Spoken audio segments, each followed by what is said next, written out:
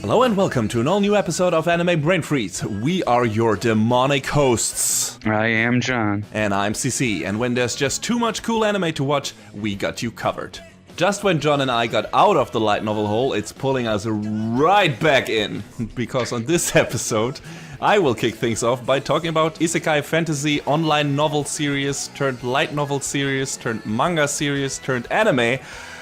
That time I got reincarnated as a slime. Then John will talk about the third season, well, the whole series probably, because... in broad strokes. Yeah, I mean, we haven't talked about it yet, so... Broad overview, just as broad as the one for Index in the previous episodes. Hopefully a little easier to follow, because it's not as dense. Alright, yeah, okay. So, yeah, of the science fiction, science fantasy, action, harem, dating, whatever other genre you want to stuff in there, show Date Alive. And finally, I will wrap things up by talking about the inaugural season of the Promised Neverland, the highly anticipated newest hit series adapted right from the pages of Shonen Jump magazine. If all of that sounds like a good time, stick around, we'll be right back.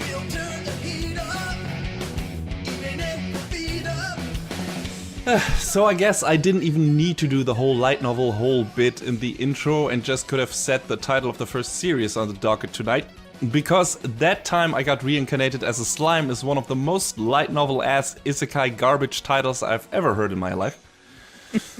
And for people new to this show or anime in general, let's do a quick refresher on what isekai usually refers to. Which is a person from our normal real world whisked away to an alternate universe that can be basically anything from a classic fantasy world to a weird sci-fi thing or a video games related or themed universe.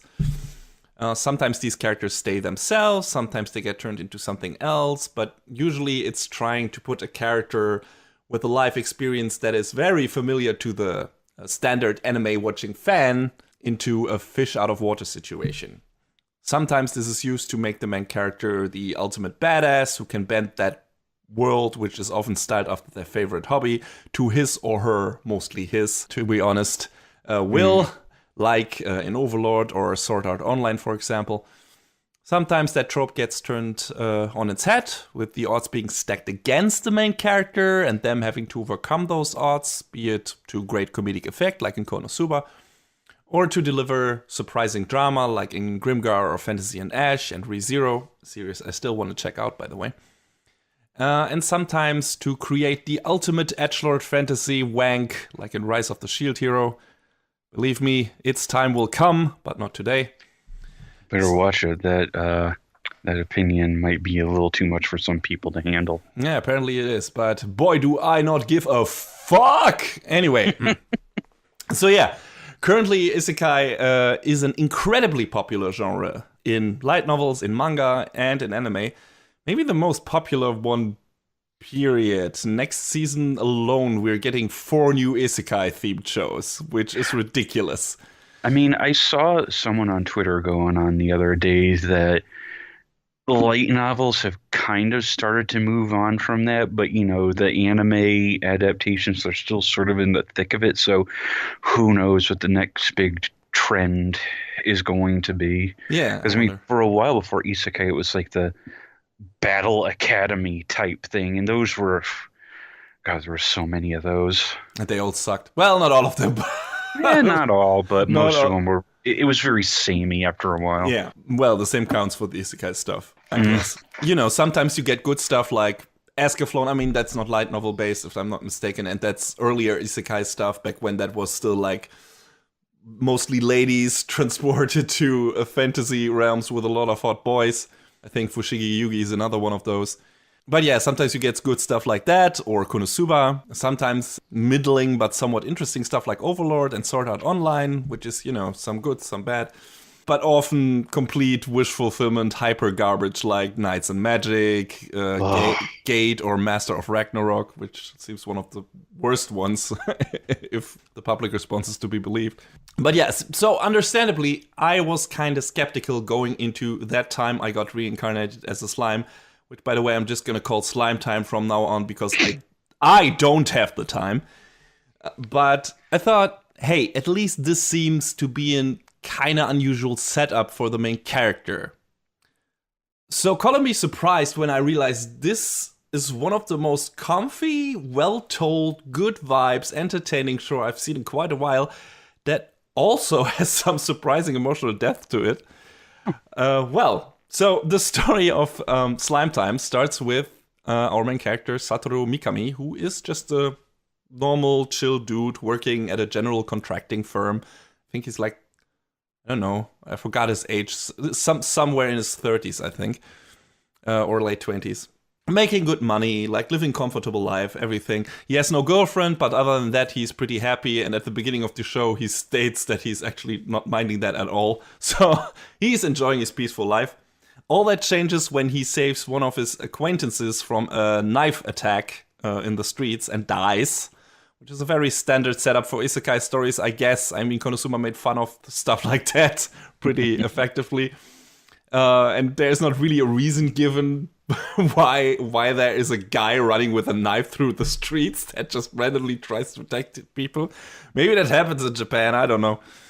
But yeah, it's just that is never elaborated on. He's just a guy on a rampage, I guess.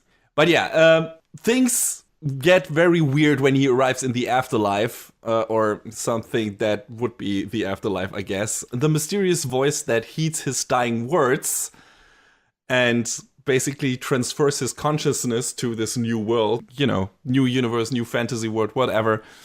So that voice, which is later coined like the Great Sage or something by Satoru, heeds his dying words and misinterprets them as a checklist for RPG character features and tropes for his reincarnated body. So Satoru gets reincarnated in foreign fantasy world, almost impervious among many other skills, but in the body of a slime. Because that body is kind of like the most... that can house the most features that he, according to the Great Sage, yearned for, which he really didn't. He was just like in pain and trying to, I don't know, to end his misery and was wishing for the pain to end. But that's how these things go. He wakes up as a lowly slime, the lowest monster that would appear in a classic JRPG like Dragon Quest, for example. But ever the optimist, Satoru decides to make the best out of his new life situation. Among other things, he adapts to his new body, finds new allies and friends, founds his own village, and tries his darndest to turn this new world into a true utopia. So, as mentioned before, Slime Time is an online novel series that ran from 2013 to 2016 and was written by an author named Fuse. Got turned into a light novel series in 2014, which is still running with 14 volumes published so far. It got 2 manga adaptations in 2015 and 2016 that are both still running with 11 and 5 volumes respectively. And then we got this anime series in fall 2018 with 24 episodes, I think. I'd have to look that up now. The series is produced by 8-Bit, who also did, among other things, Aquarian Evil, Infinite Stratos, Tokyo Ravens, the aforementioned Knights and Magic, and a bunch of other shows. So, in terms of animation, their stuff can go either way. Like, say what you will about Knights and Magic, horrible show, horribly forgettable show. But it looked mostly decent, if I'm not mistaken. Especially Infinite Stratus was Jesus, it was a thing too. Oh boy, that was just hyper wish fulfillment of a series if ever I've seen one. Well, that fits the paper then, I guess. At least Tokyo Ravens was fun for the most part. Yeah, but that's where the animation quality comes in, because, like I said, Knights of Magic was decent. Same for Aquarian Evil, if I'm not mistaken. Tokyo Ravens, not so much. I remember that production to be pretty shoddy looking at times. A lot of off-model shots and some very wonky animation here and there. I don't know how it was handled in Infinite Stratos, the whole animation aspect of it. I mean, it looked good. It just, the story that they had to execute on was complete trash. Yeah. Anyway, I'd probably compare them to JC Staff a bit in terms of output. Some good stuff in there, but also some wonky-ass shit, so toss a coin, I guess. For Slime Time, the coin landed on the good side, because it's mostly a really good-looking show. It's pretty cartoony.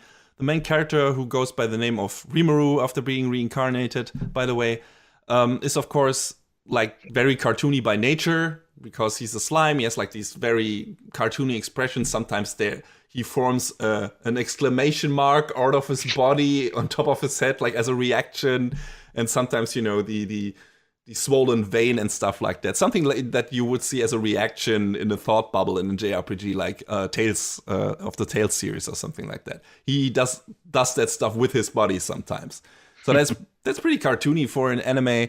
And a lot of the monsters that are live in this world, like ogres and goblins and stuff like that, and dragons, and they can be very cartoony as well. It's kind of unusual, but it's a very interesting look. It has a very vivid color palette, lots of interesting scenery, fun character designs, very diverse, and like this kind of nice, loose, soft drawing style to it. That still sharp character designs, but the whole scenery around it has like this kind of comfy, soft feel to it, which I liked a lot. The action animation is good, even though there are not that many full-on non-stop action episodes, contrary to what the OP of the show might lead you to believe. But yeah, overall, I really like the look of this show. I think it's a good-looking show from beginning to end. Some more highlight episodes where the action is popping and everything, where they seem to be using a lot of the budget up all at once. But mostly an overall pretty high level of animation, in my opinion, and presentation. Yasuhito Kikuchi is the director.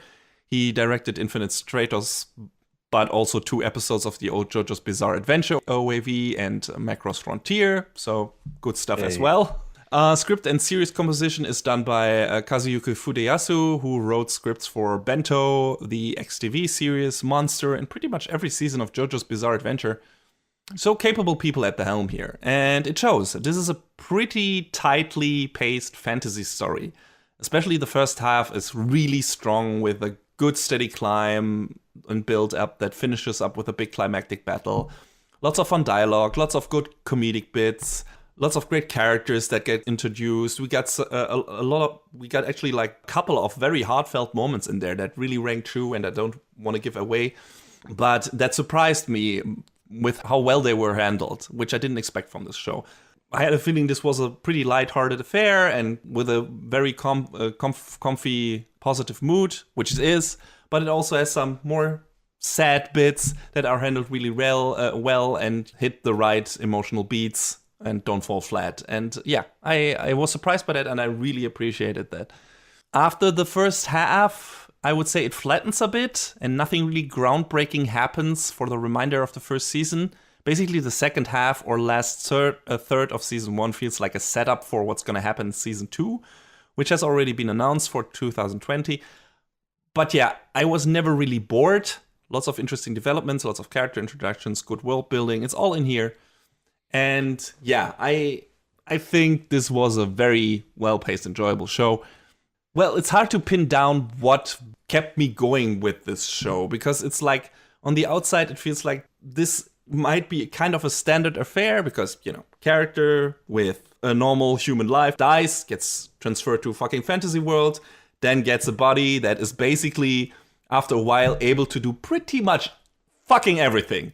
Like, Rimuru is so fucking OP, it is ridiculous. It's like, his slime body, at the beginning, it's like, what can I even do with this body? And then he starts out in a cave, he can't see, he can't really hear, he can just feel things, and then he starts consuming stuff around him like crystals, and then he starts to fight animals or other animals and monsters, and finds out he can absorb them and consume them.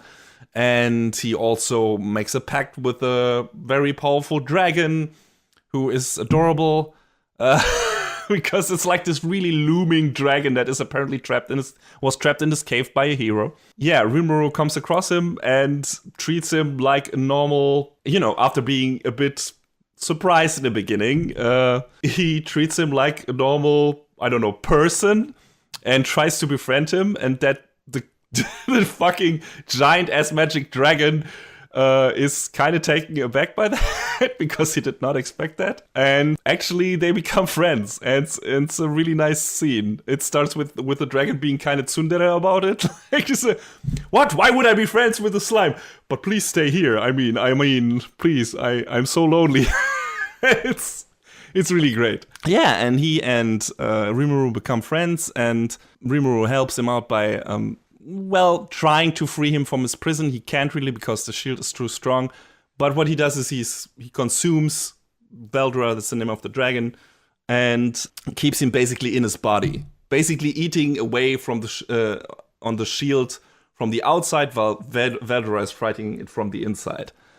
And I don't know exactly how that works, but apparently the inside of Rimuru's body is infinite, so fantasy shit. Make of that what you will. So after that, Rimuru starts absorbing more and more monsters and gaining all their skills and becomes more and more powerful, more and more powerful. So on the basic surface, this feels like another isekai power fantasy. But the attitude of the show is kind of different. You know, it all starts with Rimuru as a character because he's so sympathetic. He's such a likable, chill dude that only wants the best for everyone around him. He wants to make his subordinates happy, which he gains a lot of. He wants to make the world a better place. He wants to help people stop fighting. Like I said, he builds his own village. He basically builds a whole economy around him being able to absorb useful stuff and turn it into other useful stuff. There's so much to like about that specific character, and that is important if the show is so centered on this one single guy who's super powerful. And I think a lot of isekai shows have a problem with making their main characters sympathetic or likable after they're giving them this infinite power boost. I mean, we're gonna talk about a show next time that has had its problems with that. Mm-hmm. So yeah, and we talked about Knights and Magic before. That has a completely unlikable asshole. Rimuru is adorable and nice and a good person, and is funny and all of that and creative, and doesn't gloat when it comes to his fucking powers. And Eru is a fucking weird psychopath and annoying little shit stain. So and that can happen with a lot of isekai protagonists, and it doesn't happen here. And that's kind of one of the things that surprised me, is how much I like that main character. And yeah, that feeling of sympathy, of positivity, of optimism that Rimuru brings across oozes into the entire rest of the show. All of that, how the show develops, how the philosophy behind it, and how it's about bettering this world, making that world that Rimuru got transported to a better place, where all the different monster races start working together, all the humans start making alliances with the monsters, and Rimuru tries to do all of that and enable all of that. And it's very nice. It's it's a very nice feeling just in general. That's how I would describe watching this show. Every episode I turned into the show, I knew at the end of it, I would feel better. It's I would describe it as the ultimate comfort food. Even when things get more harrowing in between, there's sad moments, there is this girl that Rimuru meets, Shizu. Well, there is some interesting backstory to her, which I don't want to give away, but she and Rimuru become friends, and then some dramatic stuff happens, and that's one of the emotional things that I mentioned before that felt really good and was really well executed. And all of that caught me by surprise. Even when those sad things happen, at the end, when you come out of it, it still manages to give you this feeling of positivity and a bright outlook on everything. And I don't know, I'm not used to that from isekai shows or from a lot of anime in general, I guess. I don't know. It's weird. It's this weird comfort food feeling without feeling too shallow. Just without feeling like fan service or pandering or whatever. It all feels like it rings true in one way or another. And I really like that about the show. The other good thing is the cast besides Rimuru. There are a lot of creative, weird monsters in this. So there are a lot of fun characters to look at. And they all of them have very distinct character designs and personalities. So it's fun to see Rimuru bounce off of these characters, because in the beginning he doesn't really want to take the lead, but because of the way he is now and because of his power, basically everyone he meets after a brief confrontation accepts him as as their leader.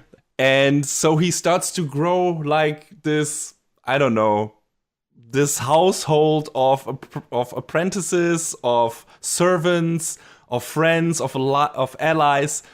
Kind of a lot of people are just drawn to him, and like I said, founds the village and it becomes bigger and bigger. He needs a while to grow into this role because he doesn't really know how to handle this world and everything, but he gets it after a while, and he really like wants to make the best of it, and like I said, make this a better world.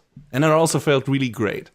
I also liked some of the JRPG mechanics in this world, one of them being that the names of the characters of the monsters, or just names in general in this series, are very important. Once a monster in this show is named by someone, it can basically level up.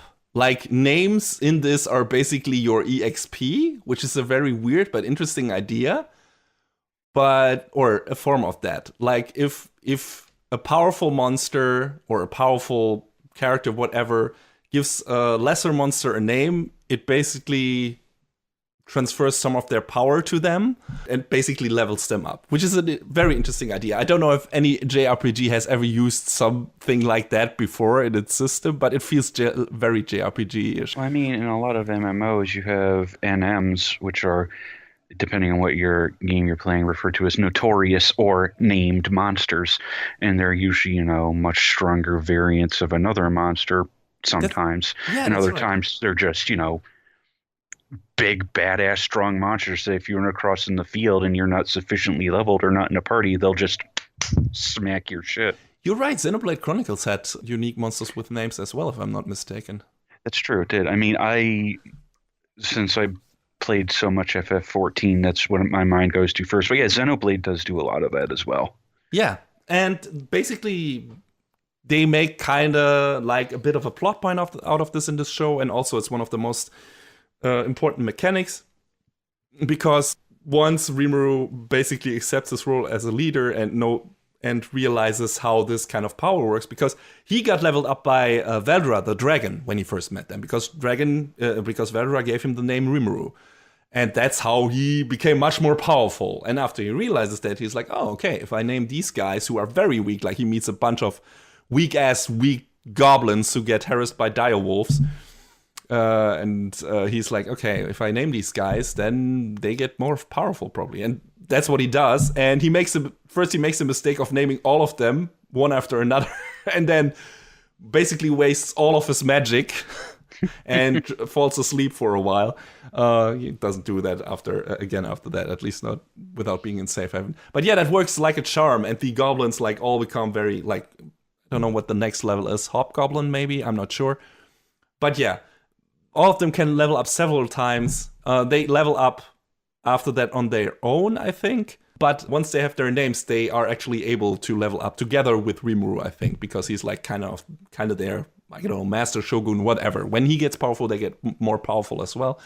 Yeah, and it's just an interesting mechanic of like basically accumulating this legion of characters and servants and stuff like that, and sharing your power with them, and they become more powerful when you become more powerful. It's really cool stuff. In general, like I said, the character roster is fantastic. There's like this weird dragon person. I forgot what the race is actually called in the show. Wyverns, maybe, I'm not sure. Or lizardmen. I think it's lizardmen. And he's like the son of the king of them in that region. And he's like the most adorable buffoon. He's like constantly posing and stuff like that. And of course, he's, at least in the beginning, mostly a complete failure, but very sympathetic. He's trying his best, but he's misled by evil forces and stuff like that. His name is Gabiru, by the way. He's one of my favorite characters in this show. He's so funny. He's just a fun character, which I liked a lot. And one of Rimuru's lieutenants, Rigurd, which is like this old-ass goblin guy he meets first. Like, he's a real grandpa. And then he gets named by Rimuru and becomes this super buff, middle-aged guy with gray hair, but like who is constantly flexing like Major Armstrong from Full Metal Alchemist. And the show doesn't take itself too seriously, as you might have noticed, only when it needs to. And it has a very nice jovial sense of humor about it. Like it's not too in your face, like being constantly slapstick, constantly out for the joke. But the jokes that are in there are mostly really funny. There's a lot of situational comedy in there, and a lot of Rimuru knows something from our world that makes as a good metaphor for something that happens here, and then they play on that and make fun of that and stuff. So yeah, it's good stuff. Like, it's in general, this series has a good sense of humor about it, and I really appreciated that as well. Yes, like I said, some very moving scenes. This thing with Shizu is probably the highlight in more aspects than one.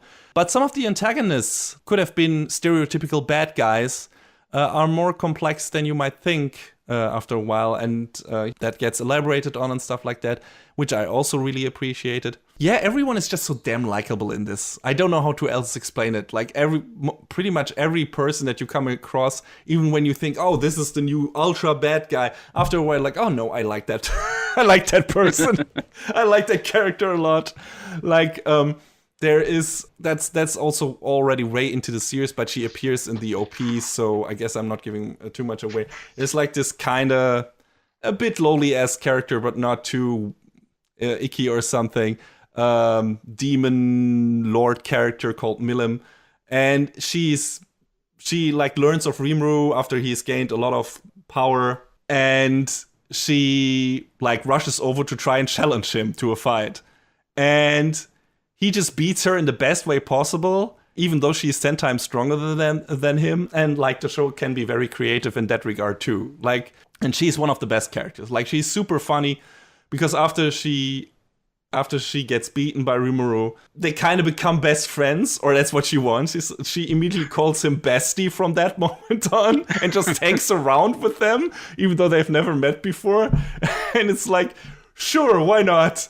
But that also brings some trouble with it, because Mirim is super strong, and when someone is like, you know, trying to cause a ruckus in Rimuru's village, she like goes full force on them, because she doesn't give a fuck and just wants to protect her bestie, and he, you know, has to rein her in and everything. The cast in the show is fantastic. I think I have written down 3 or 4 times in my document, or in my show notes document, before I streamlined it, Gabriel is the best. Gabriel is the fucking best. I love Gabriel so much.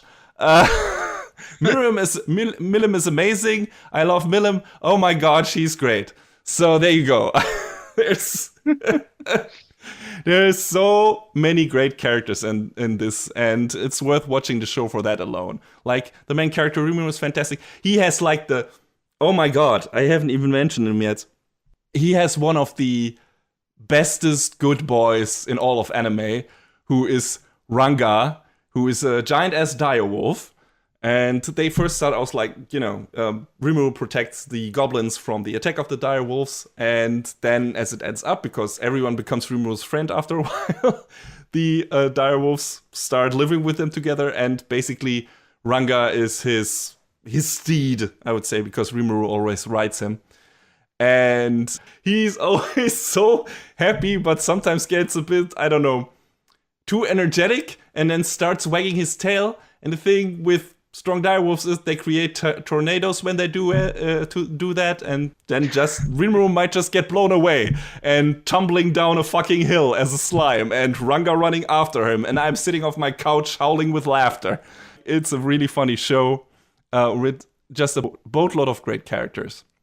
Another good example of the main character being sympathetic and kind of unusual is they kind of put an effort into displaying him as a good diplomat, because a lot of the more quiet episodes in the show concentrate on him making, like I said, alliances with other tribes, with cities, trying to get trade going and everything, and trying to basically make his village like an important instance and important pillar of power in this world. But not like Momonga from or Ainz from Overlord, who's like basically just after a while conquering everything and being a giant asshole, but very cleverly, and not trying to take advantage of anyone, just trying to do fair trade and make fair deals and make like good alliances that make sense without putting his people in danger, just for the sake of becoming more powerful and stuff like that. Like, they they defeat a major villain like at the end of the first half of the season, and he gives the credit for that defeat to a different party, like to some characters who were actually like contracted to defeat that guy. And he does that to draw attention away from him and come across as less threatening, so that other tribes and cities and whatever are not too afraid of him, because, you know, he's still a monster, but that they are like, oh, okay, that guy played a part in this battle and he helped, apparently, because, you know, of course he says it would be nice if you mention me helping and stuff like that to the party that he gives credit to. And then maybe some people will come to the village and start trading and stuff like that. So he's very clever about this. He's a very good diplomat. And I like that the series emphasizes that as well. It's not all about him being like the most imba, powerful super creature. It's also he's a very clever guy. And yeah, that was also cool. I like that a lot. After most of that has happened in the, let's say, first 2/3, we start like this new story arc where he goes to a city and tries to fulfill a promise he made to Shizu at some point.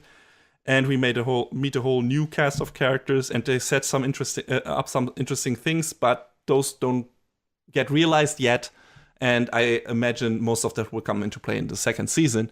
It's interesting, even though it feels like, okay, we had all this interesting stuff happen in the first half or first 2/3. And now this gets a bit, I don't know. I don't want to call it a flatline, but it's not so eventful because it feels mostly like setup. But there's still, you know, there's still some good jokes in there. There's some, like I said, some of the new characters are interesting. And I'm really interested to see where it goes. Yeah, I don't know what else to say about this show. I don't want to give away like the main emotional moments. And aside from that, most of it comes down to what I described, like Rimuru amassing a lot of power, amassing a lot of allies, and the show playing around with that giant-ass cast and having a lot of fun with it. And there's interesting stuff set up with Shizu, and there's some interesting stuff set up with some demon lords working in the shadows and stuff like that. That will definitely come into play later, I assume. But, you know, that hasn't happened yet. So I'm really interested to see where it goes. I liked pretty much everything about this series. I thought it's a very, like, even though the last third of the show is maybe a bit uneventful, I still consider this to be one of my favorite shows from last and this year. It always managed to put me in a good mood with its sympathetic cast, with its good-natured humor and optimistic attitude. It was just refreshing to see a show where the main character is just an all-around good guy. And even though there are some really sad things happening in the show, it has this very positive feel to it. I enjoyed it a whole lot. After Escaflowne, it's probably my favorite isekai thing now. And if you want to catch up to it before season 2 airs in 2020, you can do that on Crunchyroll. I recommend it. It's good vibes all around, with an incredibly charming cast, and I think you'll have a good time.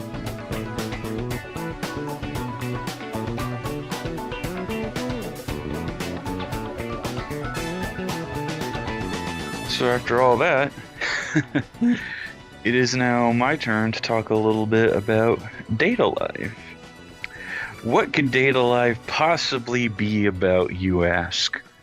Well, the series begins with a strange phenomenon called spatial quakes, devastating basically most of the Eurasian continent, resulting in about 150 million casualties. So we're off to a happy note. For the following 30 years after that, these smaller space quakes are kind of plaguing the world on an irregular basis.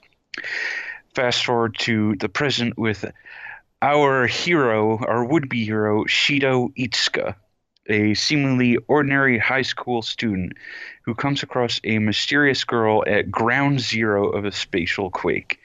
And he learns from his adopted sister, Kotori, that this girl is a spirit from a different dimension, and these spirits are the real cause of the space quakes, and that occur when they manifest in the real world. Through all of this craziness, he also learns that Kotori is the commander of a battleship called the Fraxinus, which is crewed by the organization Ratatasker. Ratatoskr, excuse me, and its parent company Asgard Electronics, and is recruited to make use of his mysterious ability to seal the spirit's powers. How does he seal them? By making them fall in love with him. Ah, there it is. Yes, but there are other players at work in this, such as the Anti-Spirit Team, which is a special unit designed to suppress the threat of these spirits, mainly by force. And one of the members of the AST, as it's referred to, is one of Shido's classmates, Origami Tobiichi, and she's very aggressive on and off the battlefield. She is very straightforward with how she feels about Shido, which leads to some interesting situations. But yes, as Shido seals more and more of these spirits, it basically means he's formed his own nice little harem along the way. Of course. And that is the basic setup for the story of Date A Live. And apparently that was enough story for 3 seasons. Yes, well, Date A Live started as a light novel, authored by one Koshi Tachibana. The light novel started in March 2011 and is the 20th volume, just released about 3 months ago. The anime so far has covered about 12 volumes. And there's a game which is actually finally coming out next month in the West called Date A Live Rio Reincarnation. So if you want to watch the show, if you want to read the novels, if you want to play the game, you have your choice of how you want to experience the story, which is pretty cool. I think I might as well start by talking about how the show shifted production from a studio called Production IMS. They were basically a whole bunch of former staff members of one of the branches of AIC, and they decided, hey, we want to make our own studio, and they did in 2013. And they did. We talked about Active Raid, which is one of the shows that they worked on, and a few other things like High School Fleet, Takunomi, which is a fun little slice of life show about getting drunk with friends. Okay. It was a cute little show, actually. It was one of those short form shows. A very trashy show called The Testament of Sister New Devil. Jesus Christ, that name. Wait, that sounds familiar. It was trashy. It was very trashy. Maybe that's why. And they did the first 2 seasons of this show, as well as the movie Mayuri Judgment, which I still haven't watched. I need to. But the movie isn't critical to understanding the story of the 3 seasons, as far as I could tell from watching it. Unfortunately, October 2018 was the end of the line for Production IMS. They got liquidated, and they no longer exist. Oh, okay. Yeah, that's a shame. They went bankrupt super hard, which sucks because they did do good work. So who handled season 3, you might ask? Well, you said their name earlier. JC staff came in and saved the day. Did they, though? Well, Date A Live 3 ran concurrent. Half concurrent, I guess, considering how long Index 3 was. Half concurrent with Index 3. And I gotta say, it looked a lot better and a lot more consistent in the animation department. Because oh man, I've already hammered into the ground how I feel, or how I've felt about JC staff since the second half of Food Wars season 3. But this show, or this series, looked fine. Or this particular season, I guess I should say. They at least brought on the same director and writer, Keitaro Motonaga and Hideki Shirane, respectively. So, you at least had that much going for it, unlike, a certain other current JC staff show where they couldn't get back the original director. Mm-hmm. Still salty about that. But it was a lot of the same crew working on it as far as, directing, writing, same musician, Go Sakabe. So it had a lot of, the same foundation set for it. But the animation isn't as inconsistently terrible as Index 3 was. But there are some moments that aren't great. But those don't crop up as often as they did in Index 3. So I feel like it was less distracting and I was able to enjoy it a lot more than Index, which is good. That's good. It shows that, they cared a little bit. They cared more than not at all about this, at least. There's a little bit of pacing, especially. I guess I'll get to that in a little greater detail, because I guess the best place to start is from the beginning, like with all things. So the first season obviously starts with Shido discovering that he has this power to seal away the power of spirits.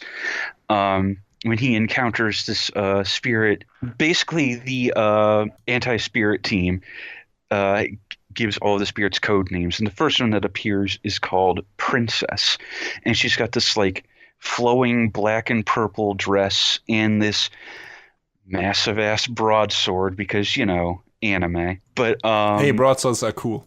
They are. I don't mind a good broadsword here and there. It's this cool looking like white and blue broadsword with a golden hilt, and it sort of doubles as its own scabbard as well. It's weird. Very nice. But it's fine.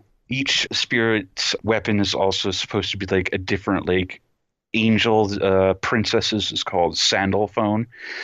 So if you want to dig through your mythology books, you can feel free to do that. But when Shido manages to bring Princess down off her pedestal, as it were, he gives her the name Toka.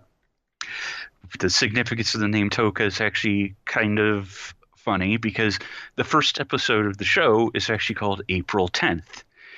In Japanese, that would be Shigatsu Toka. So there you go.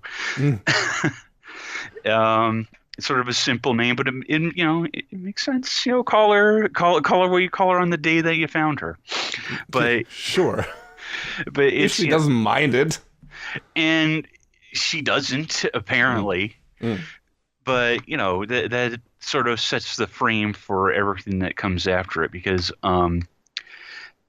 after Shido helps to calm Toka's powers, the next spirit they come across is codenamed Hermit, and she's this little girl with this long blue hair and wears this like hood, and she doesn't really talk much except through her hand puppet. Oh boy, that trope. Yeah, a little bit. The puppet is kind of manifests as a giant rabbit, and is called Zadkiel, and she becomes later on known as Yoshino, and she calls her puppet Yoshino. It's cute. And she has trouble speaking when she doesn't have Yoshino by her side, so it's just a very... You can tell that she has a lot of insecurities and whatnot, in helping to seal her powers, helps bring her out of her shell a bit, because hermit crab. But that makes for an interesting encounter as well. Probably the most interesting encounter of the first season is with Kurumi. Kurumi, who is also known as Nightmare, and she has this gun that can fire different kinds of bullets, and each bullet has different time control powers, including allowing the target it hits to move faster, slowing down the target. So she's like the I don't know, the buff debuff mage or something. Kind of, yeah, that sort of thing. Okay. Can slow time down, can stop time, can turn time back. Yeah. Uh, and like one of her eyes looks like a clock. You can see like the Roman numerals on it, so you can know which one is being activated. And her power manifests as the angel Zafkiel, which takes on a musket and flintlock pistol as its form.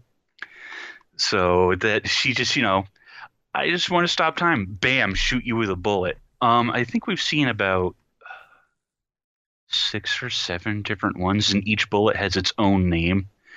So each of them has, it kind of ties in, each with its own mythology as well. That's a lot to dig through too. So reminds me a bit of the summons in Final Fantasy Unlimited. I mean, there was always a different bullet combination from Kaze there. Yeah, that's true.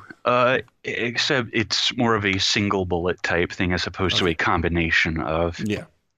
But Kurumi ends up being probably one of the most ferocious of the encounters, mainly because she is very, I guess you could say her alignment is chaotic neutral, because she does what she wants, when she wants, how she wants. But so does he have to fight all of them first, or are some of them just willingly coming over instantly because they see him and fall for him for some reason? There is a reason why the show is called Date Alive, and it comes down to having to take the spirits on dates to win them over. Okay. So the game is a visual novel, right? Mm-hmm. And in visual novels, you have to make certain choices at certain junctures. Of course. The way this manifests in the actual story is the crew back on the Fraxinus supply him with the choices that, have the most likelihood of succeeding in the given situation that he's in. Some of these choices are actually fucking ridiculous.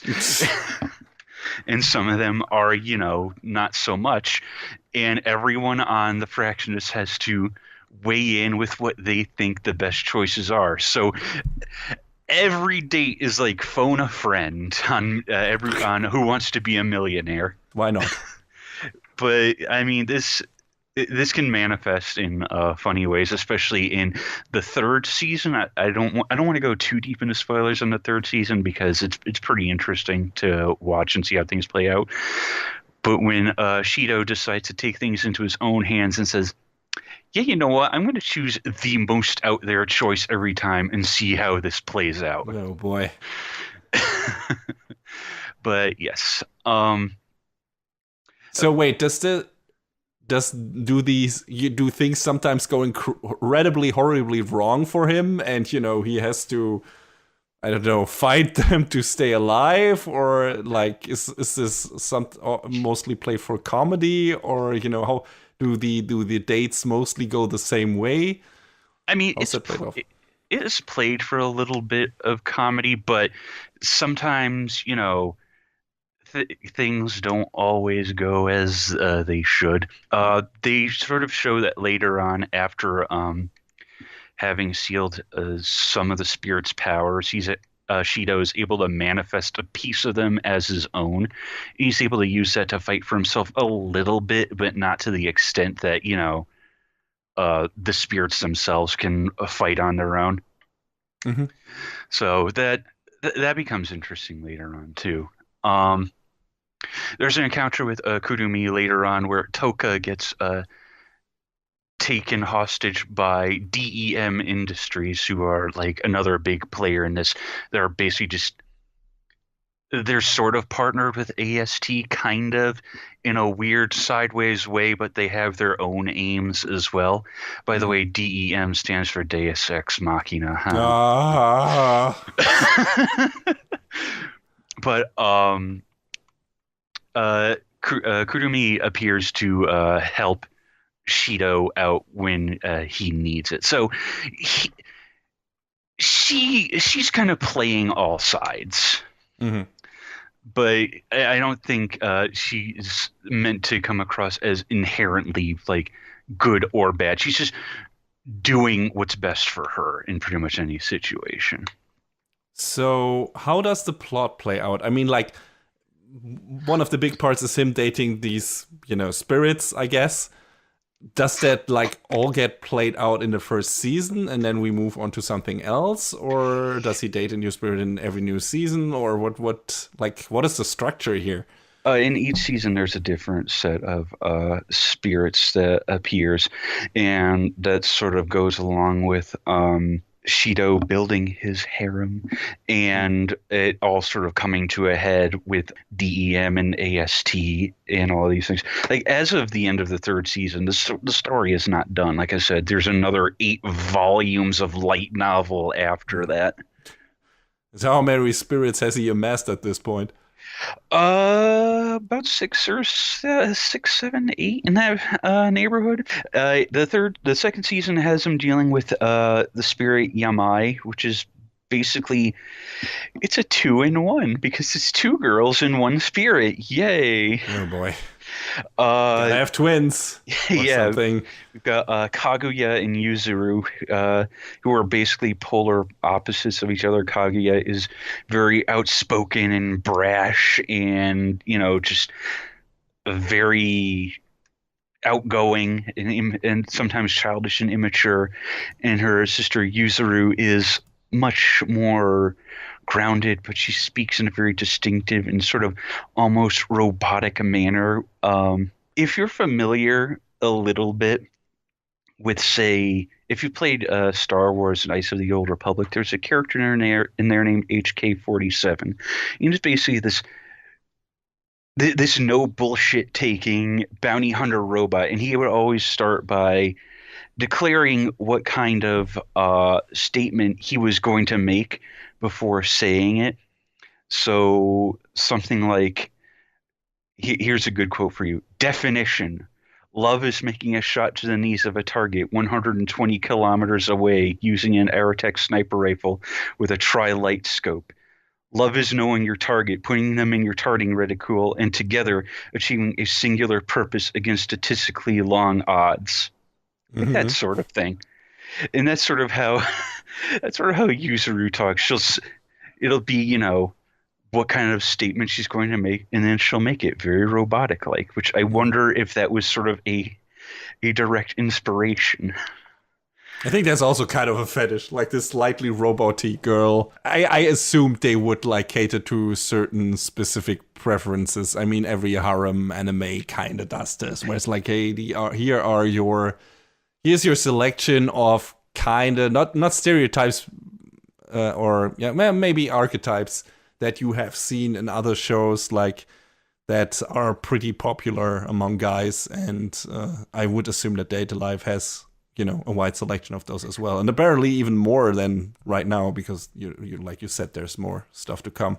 Yes, but yes, the Yamai sisters are an interesting case. And then after that is Miku. Miku is, her code name is Diva, which should probably line out for you what she's like. Mm-hmm. She's basically this, wants to make a big flowery show of everything. Her spirit, her angel Gabriel manifests in the form of an organ, which she can use to amplify her voice, and she's sings and dances and plays music. She's the idol girl. She's the idol girl. And she kind of comes. Is she your favorite? I don't know. I mean, honestly, all of the girls are appealing for one reason or another, and I think that everyone couldn't find a favorite in one of them. I sort of like them all for different reasons. Do they something with them after the dating process is completed and they have quote unquote fallen in love with him, with the main character, or is it is it like, now these characters are not important anymore? Like, are they still part of the cast? I mean, don't they like have complaints when, what was it, Shido? Yes. When Shido starts dating other spirits or girls? Of course. All right. And I mean, I feel like that they're not throwaway characters because they do have moments going forward after their initial introductions, and they show them sort of being able to put their differences aside to help tackle bigger threats at hand. So it just sort of becomes this larger ensemble cast, if you will. Okay, But that's yes, interesting. yes. After the encounter with Miku, that basically takes us through the end of the second season. The third season, I won't dive through too far because it's the latest one. It gets into spoilers because if you're interested in watching, I'll try and spare you all of that. But the third season opens with a new spirit named Natsumi who takes on the appearance of a witch, basically riding around on a broom, Mhm. and her power is basically all about deception.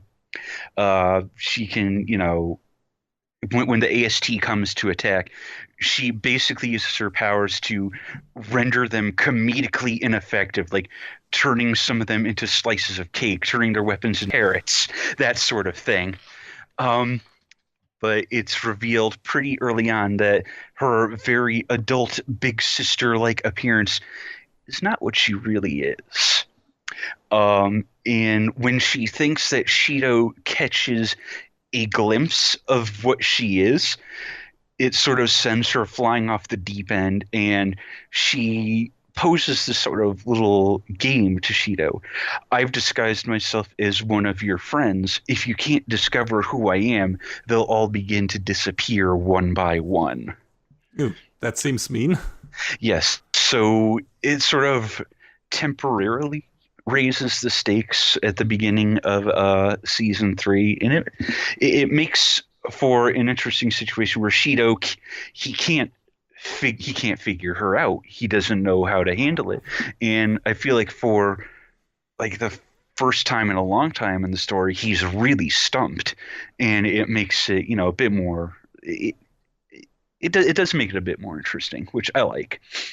Uh, but moving forward from there, uh, the most of the rest of the third season is spoilers because some of it concerns a character who I mentioned previously, and it's actually a pretty cool part of that character's backstory. So y'all can discover that for yourselves. Uh, I feel like the story in the third season, it kept it going pretty good. And it was, it was more Data Live. I have no reservations in saying this show is goofy and silly and dumb, but I think that's where its greatest strengths lie because you have this cast and crew of characters. There's a whole lot of them, and it's I'd say it's pretty difficult to not find a favorite in the lot because, like I said, I kind of like them all for different reasons because they all have their own interesting backstories and flaws, but you know I feel like they're all likable in their own ways. It sounds like a good vibes show, pretty much like Slime Time Yeah, was for me. because each story or each subsection of the story, I feel like, without giving too much away, has its own happy ending, sort of. So Nice. you get to sort of oh well, that wrapped up sort of nice at the end of each story in one way or another. I do have one glaring complaint about the third season, though. Um, so this season goes through the 8th to the 12th volumes of the light novels, like I said, except the 12th and final episode of season 3 kind of tries to take an entire novel and cram it into one episode. Ah, It and spoiler alert, it doesn't work. It's rushed, it's poorly paced. They kind of phoned in the animation on that episode, like it's not great. Like I really honestly feel like it should have been here's the OVA episode that's on the Blu-ray after the fact. So that way, 'cause there have been other shows in the past that have been like, oh, we wrapped up the show in the second to last episode. Here's fuck it, here's one more. Don't please don't do that. Please don't do that. Because if you can end on a good high note, I would honestly much rather that than you trying to cram in a whole bunch of plot into the next episode rather than maybe like, I don't know, 2 or 3 OVA episodes are part of the next season. And I don't know if Data Live 4 is gonna be a thing yet. There hasn't been any announcement. But I wouldn't doubt if it's on the way because, like I said, they have 8 more volumes of material. I can't stress this enough. Well, I mean, it's probably still popular, right? I mean, otherwise they wouldn't have made a 3rd season, so... Oh, yeah, no, definitely. I mean, I really sort of wish Production IMS hadn't gone under because they sort of kept... They had more consistent quality than JC staff, but, you know... I'm sick and tired of hammering that nail home too, but you know it's just gonna keep coming up.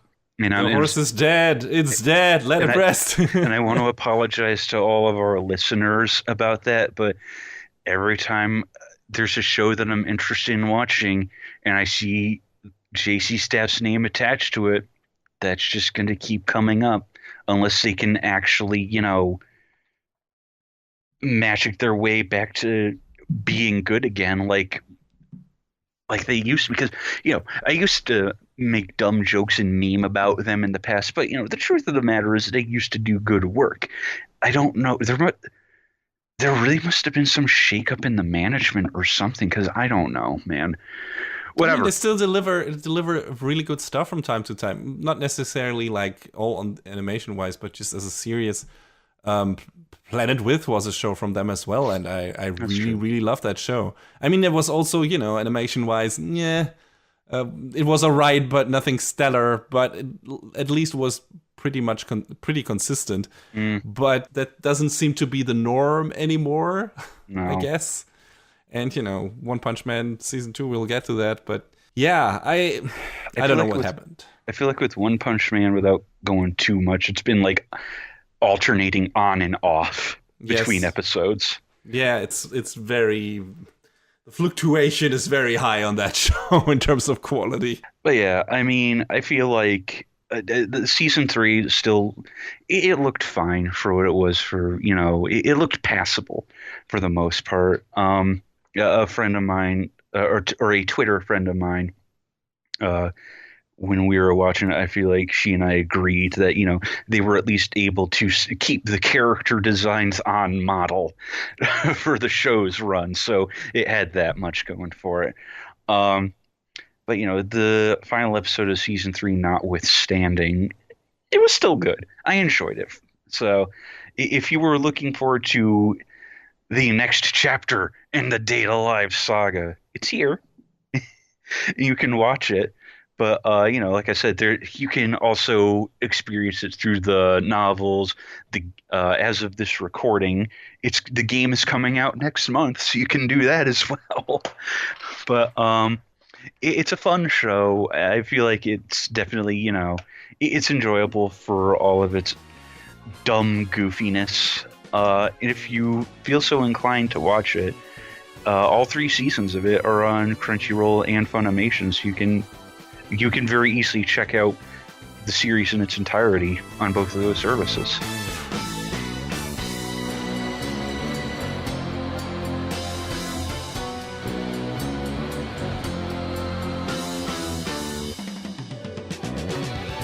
Emma and her friends Ray and Norman are the 3 smartest kids at the small orphanage Grace Fields house, isolated and protected from the outside world.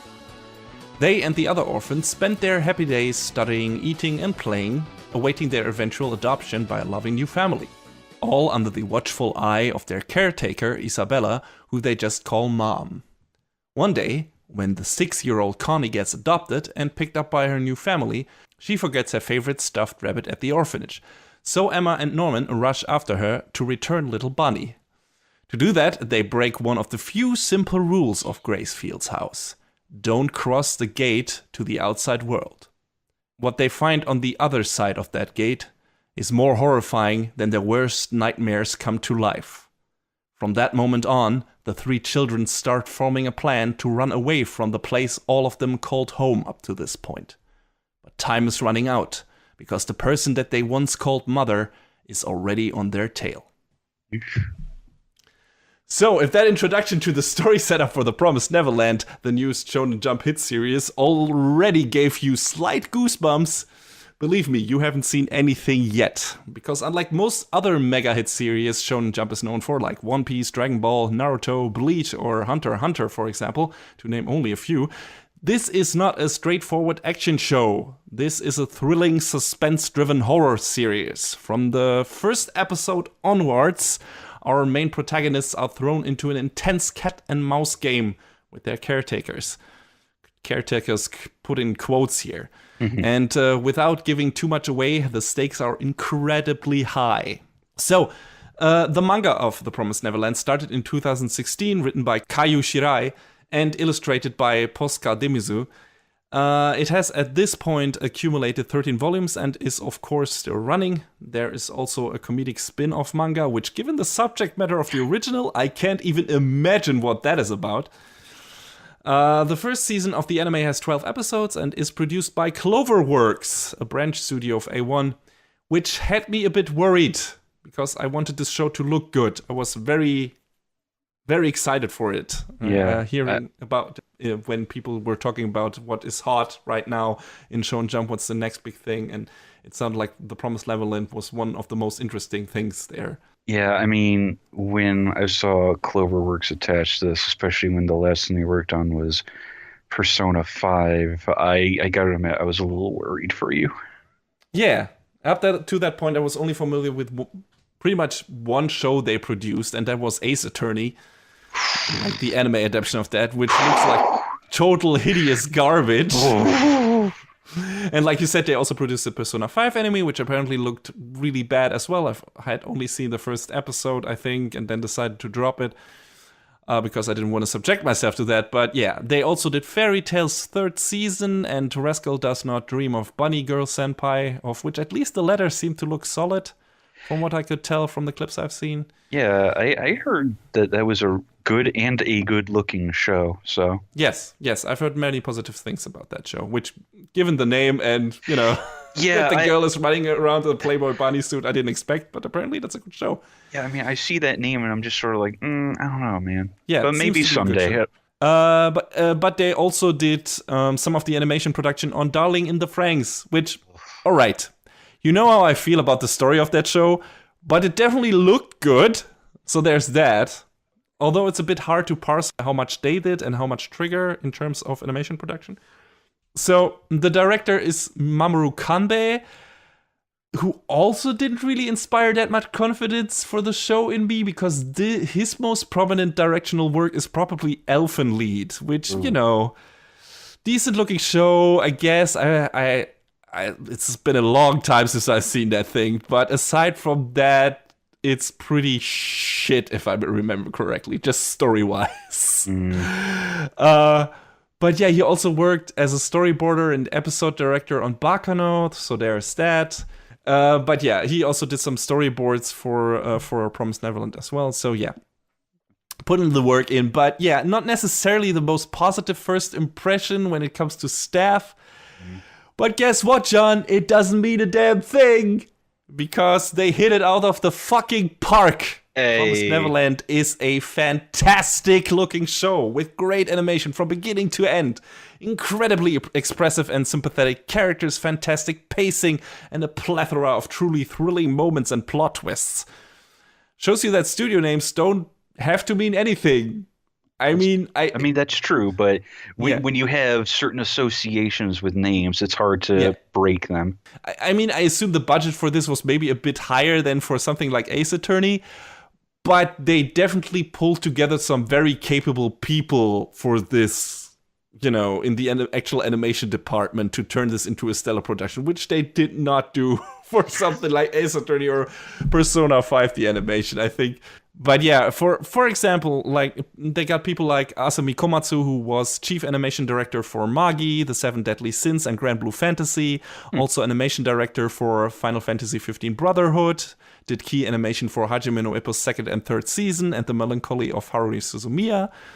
So that's quite a credit, a line of credits.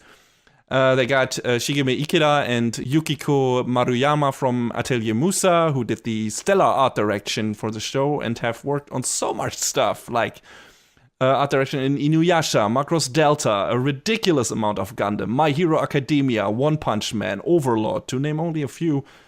The soundtrack by Takahiro Obata is also great. He seems to be kind of a newbie, at least when it comes to anime soundtracks, but he did the music for Cinderella 9 and helped out with the My Hero Academia movie and One Piece Gold movie.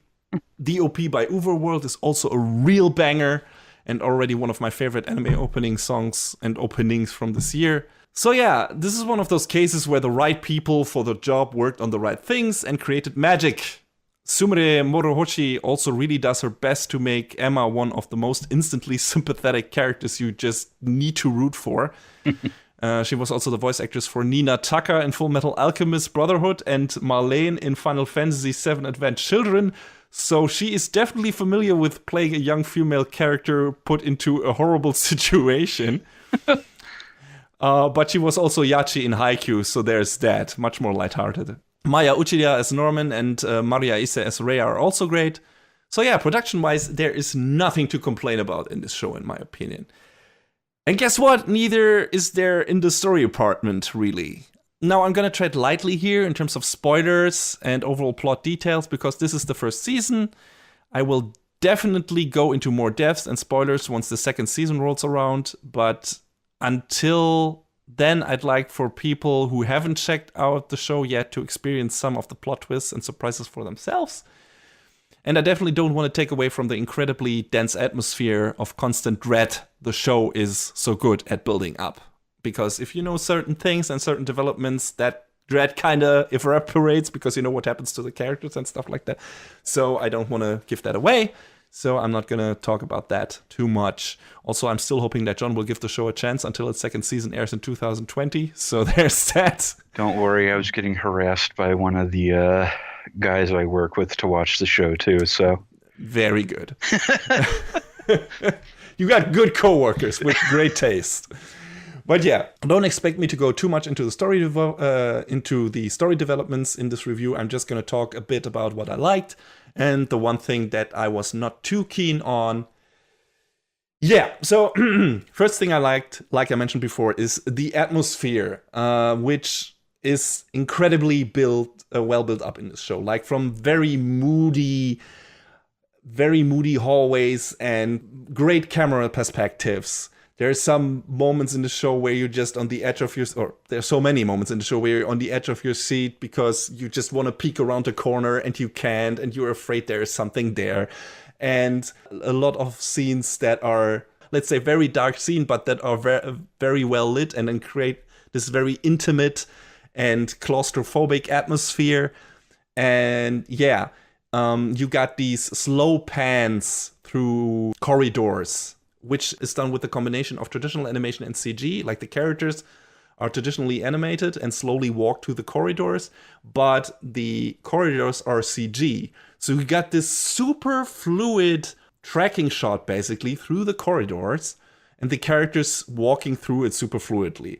And it's like this incredibly slow tracking shot. The characters just walking through to some point, and you're just trembling with anticipation what is gonna happen, and the sound design of the slow steps and absolute silence around these characters, and you just got this echo from their steps in the hallways, and it's presented so well, and it builds up this incredible dense atmosphere, and it's creepy and it's thrilling, and it's really, really great. This is a really well-staged show when it comes to its suspense moments. I really liked it. A lot of people knew what they were doing in this. And yeah, like I mentioned before, the corridors are CG, so there's good CG in this. There's not a lot. It's mostly used for that. And aside from that, it's pretty much all traditional animation. Should maybe mention the CG director, who is Yo Fukuda, who also worked on the CG animation for Almost Zero, Space Brothers, and Sword Art Online Ordinal Scale. So yeah, really good job. Really very sparely used CG, but in an incredibly effective way. Fantastic. Another way they build atmosphere is by often showing everything around the kids, because this is a show about small children. This is also kind of unusual because the characters we usually get in Shonen Jump stuff are maybe in middle high school age. And most of the characters in this are either elementary school level or even younger. So this is immediately creates a very different setup to a lot of other shonen stuff, because the characters are incredibly young, they're very vulnerable, very innocent. A lot of the smaller kids are just running around the house playing, and there's a lot of laughter and hijinks going on. And then all around that, you got this incredible, dark, crazy shit happening. Or, it's not really happening, but you have it in the back of your head because you know what's going on here. And a lot of those kids don't. Emma, Norman, and Ray are pretty much the only ones who are in the know in the beginning of the show. And it makes a lot of the scenes happening, especially when it comes to the caretakers here, like Isabella and later Sister Krona, who is a caretaker that gets added to the cast in the second or third episode. Every time they interact with the kids, it becomes like this incredible, suspenseful and threatening atmosphere. It's like, because you don't know what they're gonna do. You don't know what's gonna happen to these kids. Like, you don't. It's really terrifying. It can be a really terrifying show. And the way they emphasize this stuff is by showing a lot of the scenery around the kids like being unnaturally huge. Like, there's a scene in the first episode, just before one of the big reveals, where Norman and Emma go past these doors in a hallway. And these doors are just these looming giant arcs. And the kids, and Norman and Emma, look so small compared to that. And you got this slow pan them walking past these arcs, these doors. And they feel so small and insignificant and vulnerable, and it's just a great way of showing that they are outmatched and in incredible danger for most of the story.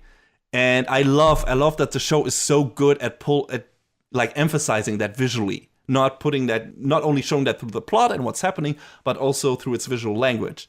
Promised Neverland is fantastic at that, just in general, creating this really threatening, dense atmosphere that makes you fear for the kids' safety at every step of the series.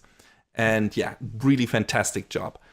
It's not like the show is, I said it's very threatening and horrifying, but it's not like this is a gore fest or something. Like I said, it's mostly suspense driven.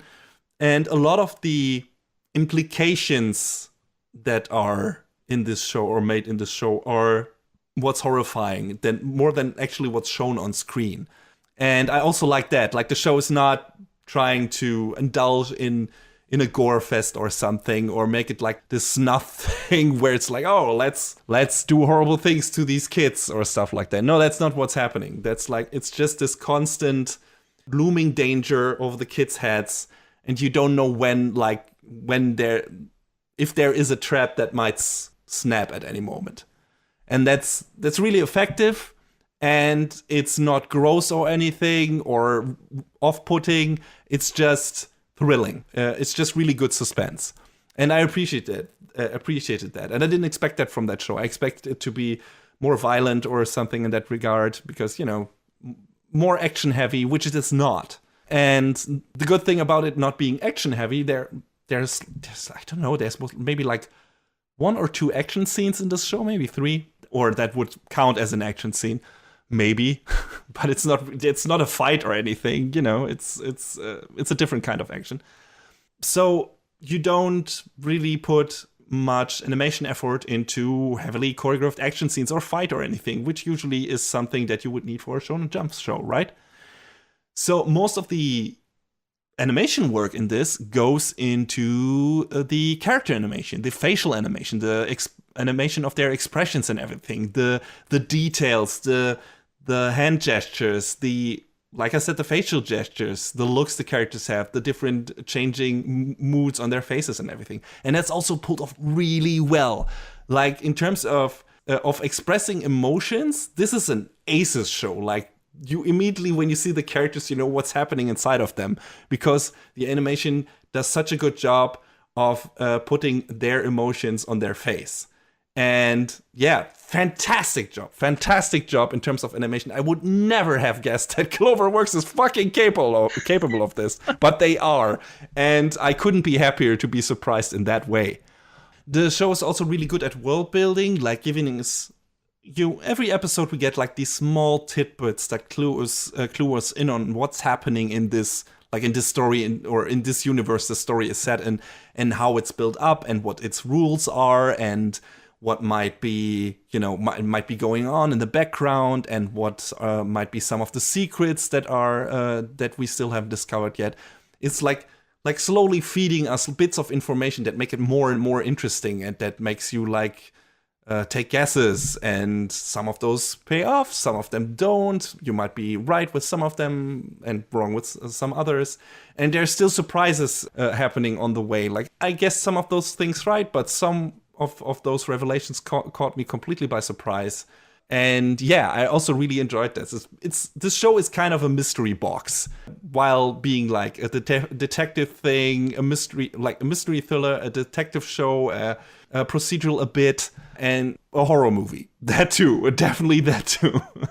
And it's good, it's great. They also manage to make really mundane things really scary sometimes, which I also appreciated. Like, at some point, Emma, Norman, and Ray decide that the best way to train the other kids to escape from the orphanage is through a game of tag. Like, they play tag with them and teach them how to evade their pursuers, because eventually they think that's what's going to happen once they escape, right? The people are going to be after them. So they need to learn how to react to it. Especially the small kids need to learn how to react to that and how to act. So that's their plan. That's how they do it. It's like, okay, we're gonna mask this as a normal play of tag, so that the caretakers, that Isabella and Sister Chrono, don't get suspicious. And that's how we teach those other kids how to escape from the orphanage. And then Sister Chrono joins the fun. And she's this looming, big, powerful black woman, like very much in contrast to Isabella, who has this very cold, hard, stone cold killer face, which seems they paint us kind of loving in the beginning and friendly, but once the jig is up, which is not much of a spoiler because it's in the first episode, and I won't exactly tell you what's happening, but she's definitely one of the bad guys. Sister Kronos is one too. And like I said, Isabella is very much the cold, calculating kind, which, with a plan in the background. And Sister Chrono is like this powerful physical force. So she joins the game of tag, and it's basically just a normal game of tag. And she is just, catching one kid after another. But the way they stage that, and with you knowing what's really going on, it becomes this incredibly terrifying thing. Where it's like, because you realize that those kids don't have a fucking chance. Because she's at her physical peak, she's incredibly fast, she's incredibly smart. She can guess a lot of the stuff that the kids do, and how they hide, and where they run, and everything. And, she catches up to them, and is like, haha, I caught you, and hugs them, and the other kids laugh because they don't know what's going on. But Emma and Norman and Ray just stand there in the distance and have those terrifying looks on their faces, because they know that they're fucking doomed. Because she's just such a powerful force. And that's amazing. Like, you have this simple thing in there, this game of tag, and it's like, which should be incredibly fun and goofy, and they manage to make that terrifying, where the characters realize that they are in a way outmatched, and they have to be smarter and better to outthink and outplay their opponents. And the show has several of those moments. And I loved it. Again, fantastically staged, fantastically well realized. I think this is one of the smartest shows I've seen in a while, just in terms of how it sets up its character relations and how it lets those characters play against each other. Each faction pushes itself to new heights. I love it. I think it's incredibly well realized. The only thing that didn't quite work for me is Sister Krona's characterization, because, like I said, Isabella is like this cold-hearted, dangerous, calculating, psycho killer person. I'm exaggerating a bit, or maybe I'm not, but just in terms of demeanor. Like, you see her and you are scared shitless because you don't know what's going on in her head. She is not a woman of many words, and when she is, she's terrifying. And aside from that, she always keeps you guessing. Does she know what's going on? Doesn't she? Does she have a plan on her own? Has she calculated that what's happening already into her plans? You know, stuff like that. Sister Krona's very, very forward. She's very loud. She's very brash. There are scenes where she talks to this weird puppet that she brought with her in her room, just basically telling that puppet what she plans to do, like a crazy person. They are very much going for Joker personality, like from Batman the Animated Series or stuff like that. The problem is they don't quite pull it off, except for a few scenes, because she's so fucking over the top that she becomes funny. And I know that's what they were trying to do. Like I said, she's kind of a Joker character who's also a funny character. But sometimes her incredibly funny and weird demeanor diffuses some of the build-up atmosphere in the show, like the dance atmosphere, because when she gets super over the top and starts dancing around and spinning like on her heels and something like that, and being ho ho ho ho ho, like a weird-ass demonic fucking Mary Poppins, that might work for some people, but it's a bit, I don't want to say too anime, but it's a bit too weird and out there to be taken seriously. And that's why Isabella worked much better for me as a villain, because she is like she's this very serious threat.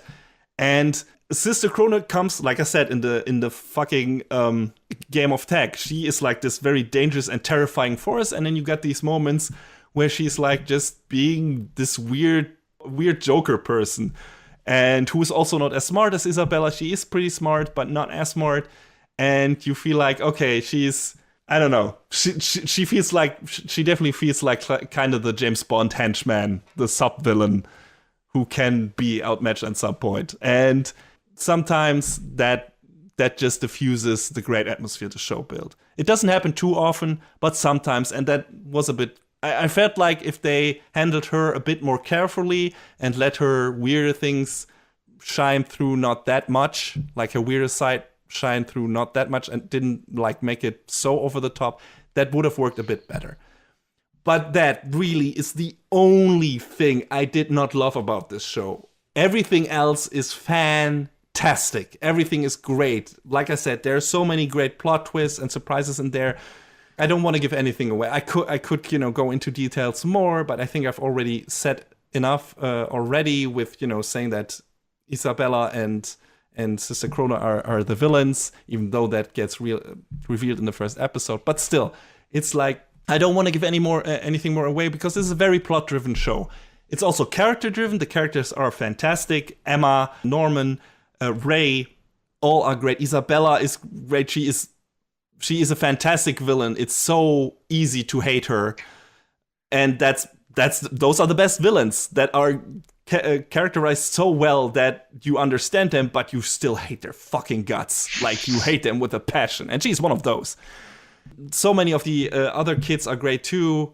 There's so many characters, great characters, and all of them have a lot of potential to be very well developed in the future. This first season very much concentrates on Emma, Norman, and Ray, but they also already set up a lot of the younger kids for interesting future developments.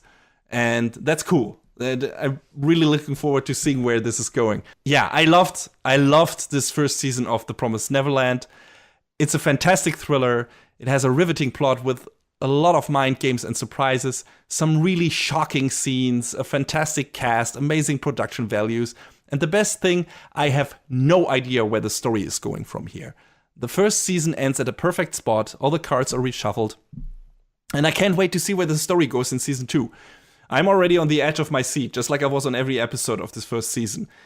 I think in the US it streams on pretty much everything. Crunchyroll, Funimation, Hulu, High Dive, you name it.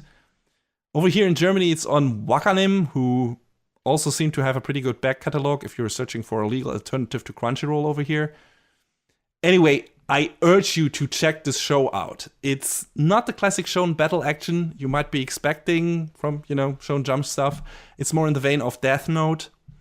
But it's a super enthralling series that pulls you in and never lets go.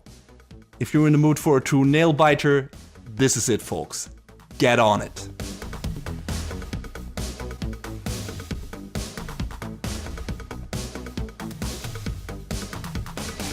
And that is a wrap on the 75th episode of Anime Brain Freeze. All the music in our show is from the Double Dragon Neon soundtrack by the amazing Jake Kaufman. Please go to vrt.bandcamp.com and check out his awesome work. Our show is available on most of the popular podcast services, but it's always worth visiting animebrainfreeze.com for our review index and some interesting articles linked in our episode release posts. Leave us comments and questions on YouTube, follow us on Twitter at AnyBrainFreeze, or send an email to animebrainfreeze@gmail.com. We would love to read your feedback. Thanks for tuning in, we hope you had a good time, and please join us again on our next episode. Macht's gut! See you again, everybody. Next time on the season finale of Anime Brain Freeze! It's time to go down the rabbit hole and through the looking glass once again into my own personal Stockholm syndrome. I mean Wonderland.